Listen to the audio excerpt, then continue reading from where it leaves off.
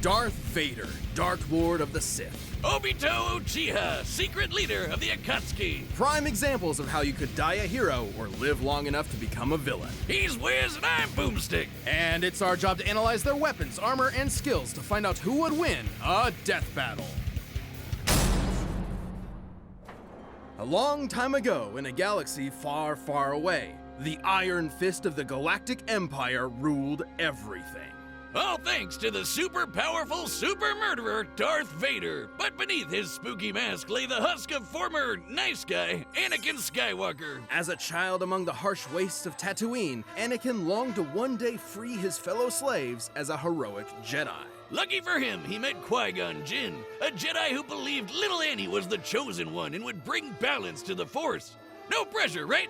So he took him under his wing to become the papa he never had. Or so was the plan, until...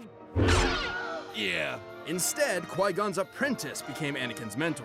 But while Anakin sought a father figure, Obi-Wan saw him as more of a brother. I'm sure that won't cause any awkward tension whatsoever. Drama and trauma aside, Anakin quickly became a powerful Jedi. He excelled in lightsaber combat and the Force, an energy field that binds all living things together. The Force lets Jedi move stuff with their mind, fend off mental attacks, predict the future, and make people believe these aren't the droids they're looking for. They're basically space wizards. Through rigorous training and a not unnoticeable natural talent, Anakin was particularly skilled in the Form 5 lightsaber fighting styles, Xian and Jian So.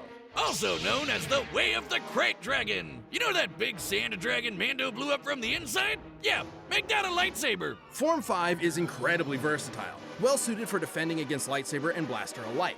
It focuses on blending parries with devastating counterattacks, aiming to win duels through overwhelming pressure. Perfect for the Padawan who just bulldozed his way through training to become a Jedi Knight. Even as a newly knighted Jedi, Anakin could keep up with some of the most experienced Jedi Masters and Sith Lords of his time. But he had plenty of other problems to deal with, like his late-blooming rebellious teenage angst. I mean, you don't just throw a kid into space monk school and expect him to forget everyone he ever cared about, right? Well, apparently that's what he was supposed to do. The life of a Jedi can be difficult and cold, something Anakin could not accept.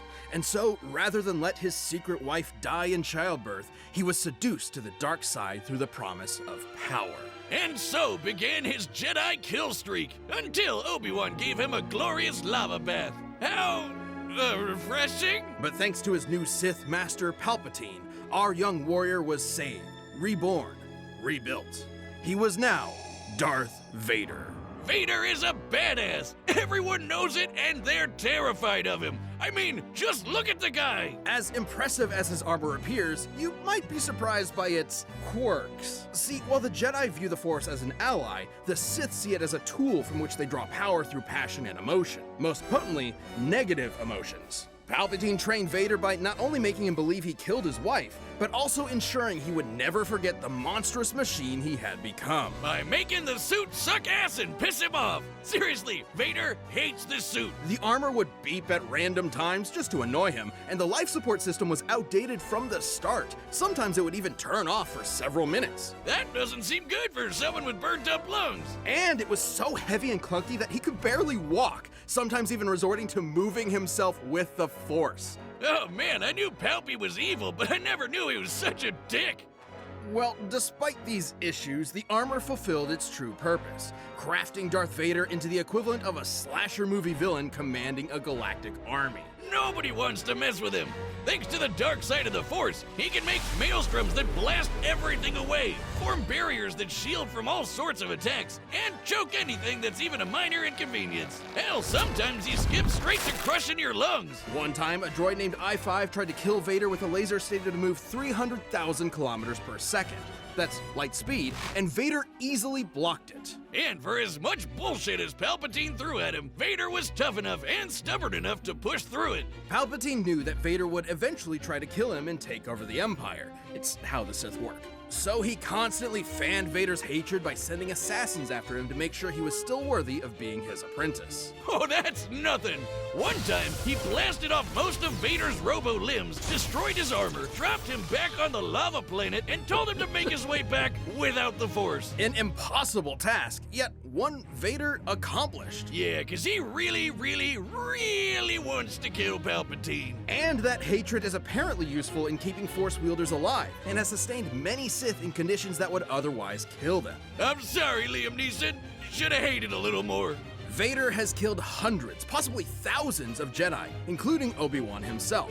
He's fought entire armies on his own, and even taken on monsters the size of mountains. He's so unstoppable, an assassin droid hired to kill him quit the job because he calculated that Vader was impossible to kill. And in Ewoks material from the old Legends canon, a real deep cut, we know, lesser dark side users like the Night Sister Shiral overpowered the Sunstar, an ancient artifact capable of shifting moons, a feat which would require energy worth over 12 septillion tons of TNT. That's 24 zeros. But if you want something more recent, here's a planet blowing up while Vader was on it, and he's fine. But thanks to both his incredible power and the mercy and trust of his secret son, Vader would eventually avenge the atrocities of Palpatine. Even more important, he finally saved someone he loved. Ultimately, Anakin Skywalker truly did bring balance to the Force. Hokage, the leader of the Hidden Leaf Village and their strongest ninja, respected and loved by all. Though few have attained this title, many have strived for it. One such striver, sadly lacking in parents, wanted to both help people and be acknowledged by the rest of the village. And what better way to do that than having your face carved into a mountain? If you think I'm talking about Naruto, guess again! This is the story of Obito Uchiha! Obito unfortunately lacked the natural talent for ninja arts attributed to his Uchiha bloodline. So he signed up for ninja school and eventually joined a team with his rival Kakashi, his crush Rin, and their leader Minato. Where do you think I could get into a ninja school like that? Not one that teaches you to harness this form of chakra, a limited form of physical and spiritual energy that exists inside all human beings and, naturally, can be weaponized. He can use it to run up walls and make clones of himself, but even better, blow shit up! This is ninjutsu. Among its many techniques include elemental attacks, and the Uchiha specialize in all things fire. Big fireballs, small fireballs, waves of fire, columns of fire, you name it, they've got it. So when Ninja World War III came along, it totally made sense to get this fire ninja involved at the age of 11. Yikes! Well, lucky for Obito, he had one more secret weapon up his sleeve, eye socket, the Sharingan. The Sharingan grants extremely precise vision, allowing someone to see the flow of chakra, predict an enemy's attacks, cast a variety of genjutsu illusions, and even break out of said illusions. Too bad he didn't get to use the red eyes much. Like 10 minutes after he got the damn things, he got smushed under a big rock. What a way to go! But since he wasn't expecting to use his super eyes anymore, he handed one off to Kakashi. And then he died. The end! Just kidding! Miraculously, Obito survived long enough to be rescued by another Uchiha, the legendary Madara. Madara granted Obito a new body, regenerating the limbs he'd lost. You're probably thinking, oh, what a swell guy. Except he was not! Madara was brewing some plans for world domination and needed a pawn to carry them out. So he tricked Obito into watching Kakashi kill Rin, making him fall victim to the Uchiha's curse of hatred. Within the Uchiha clan, there exists an ideal of being extremely devoted to love. It has been speculated that if a particularly powerful Uchiha loses someone important to them, that love will be replaced with an all-consuming hatred. This is how Obito awakened his Mangekyo Sharingan. Or Red Eye 2.0. The Mangekyo gave him a new jutsu called Kamui. With it, he can suck his foes into another dimension and leave them there to die. He can even hide weapons in there until he needs them, like his gun by fan. But even better, he can phase through stuff. Well, not quite. Kamui gives Obito the power to move through objects in a manner that's similar to the common phasing superpower akin to the Flash or Kitty Pryde. In reality, it's much more complex, as Obito is actually teleporting parts of his body into the Kamui dimension whenever they overlap with other matter. See, there's his body parts right there. Well, if it looks like a duck and talks like a duck, it's phasing. Heads up! Yeah! Way later on, he also got another super eye. Man, he's really swapping these things around like a Prime sub on Twitch. This Rinnegan grants Obito the power of the 6 paths, giving him some nifty abilities like controlling gravity with the Deva path, ripping out souls with the human path, and summoning giant monsters with the animal path. With all of the awful stuff he'd gone through, Obito realized that the ninja world was corrupt to its core. His dream of everyone being happy and working together was never gonna happen. So instead, he agreed to carry out Madara's Giga Brain plan to control everything. Donning masks and multiple personas, he recruited a number of rogue shinobi to form the Akatsuki terrorist group and kicked off Ninja World War IV, all to revive the monstrous Ten Tails. I know what you're thinking. Wasn't the whole point of this to stop war in the first place? And that's a very good question.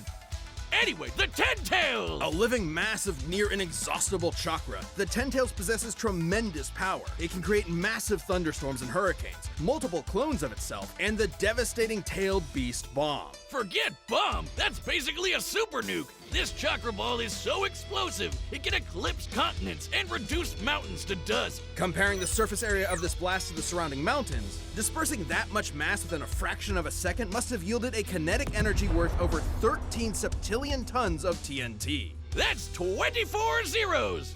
Again, Obito wanted that power for himself and was willing to throw hands with anyone to get it. He's held up against master ninjas like Kakashi, Minato, and even Naruto in his Monster Energy drink form, which could outmaneuver the fastest attack from the Lightspeed Raikage. And he far surpassed all of them when he finally sealed the Ten Tails within himself, becoming its Jinchuriki. This little makeover granted him unlimited flight, power rivaling the legendary Sage of 6 Paths, and the truth-seeking orbs. These special little bowling balls can shapeshift into any form the user wants, like a staff, giant arms, an umbrella thing, or this crazy spiral blade that apparently helped shape the whole world. Oh, holy shit, it's huge! The truth-seeking orbs can completely disintegrate anything they touch at both a molecular and spiritual level. Only those with the power of the 6 paths can resist their effects. Plus, with the Mangle monster in his system, Obito's regeneration got amped to the point where he could survive having half of his body Control-Alt-Delete it away. All cards in his hand, he was ready for the final stages of the Giga Plan. He summoned the God Tree and prepared to launch the Infinite Tsukuyomi, a powerful illusion that would trap the entire world in a never-ending dream,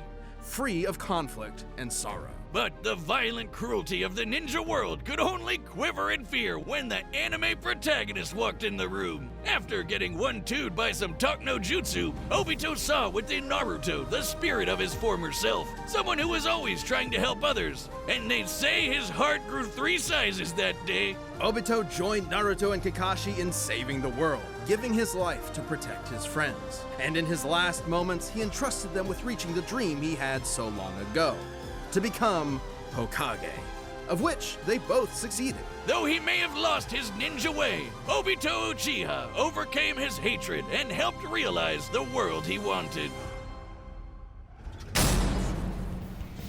All right, the combatants are set. We've run the data through all possibilities. It's time for a death battle!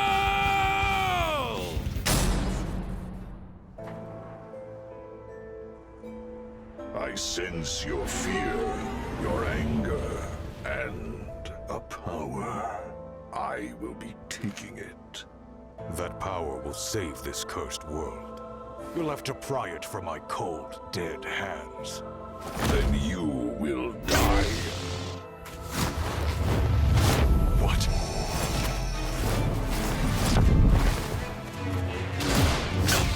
All too easy. I expected more. I won't disappoint.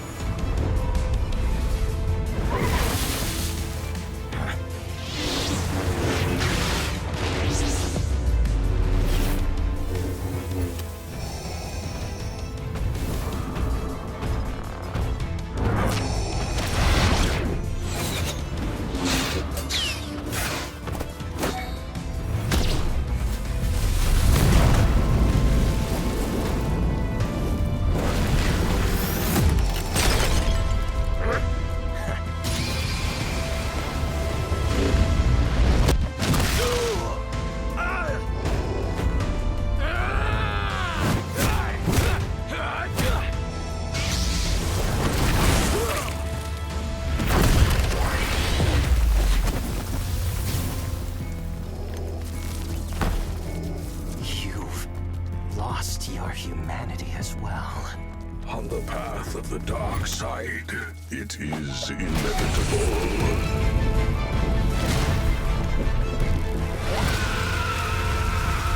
Impressive.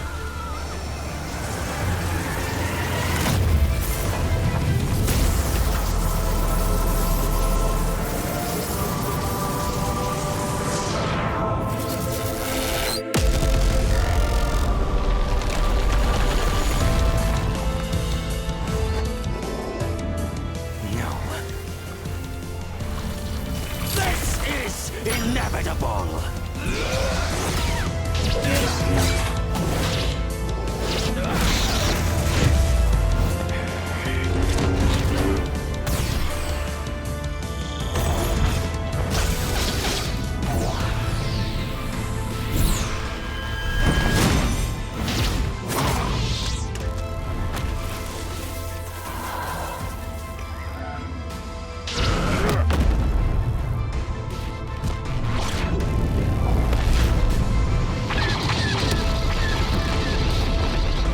Accept this gift and die. Too late.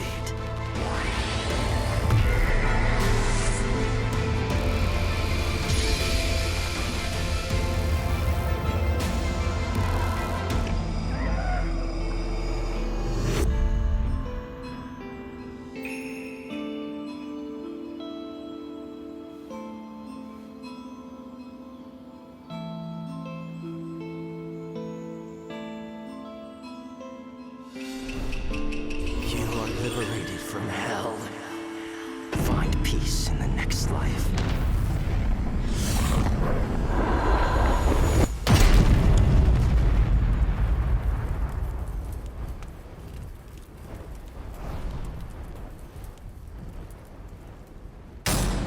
KO! Well, Vader may have been able to beat Obi-Wan, but he just couldn't handle Obi-2.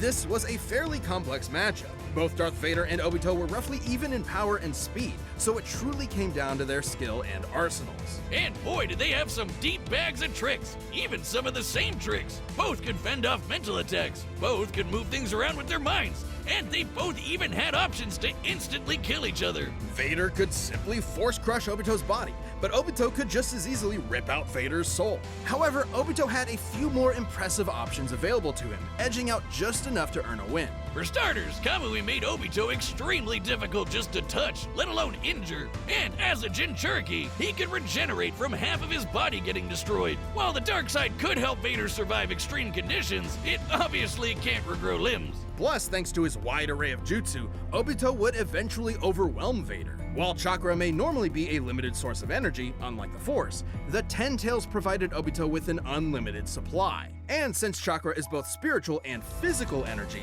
this means Obito would be able to fight on indefinitely.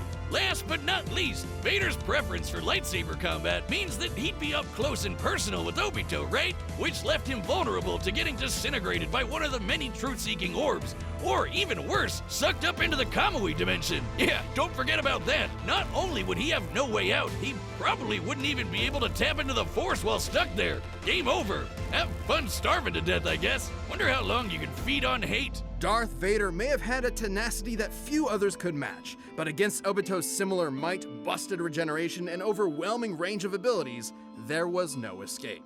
In the end, Vader's victory just wasn't meant to be. The winner is Obito Uchiha. Thanks for watching. Stay tuned, we have a new death battle releasing every 2 weeks this year. And click the join button to get new perks and extra content. Planet level members even see death battles before anyone else, so don't miss out.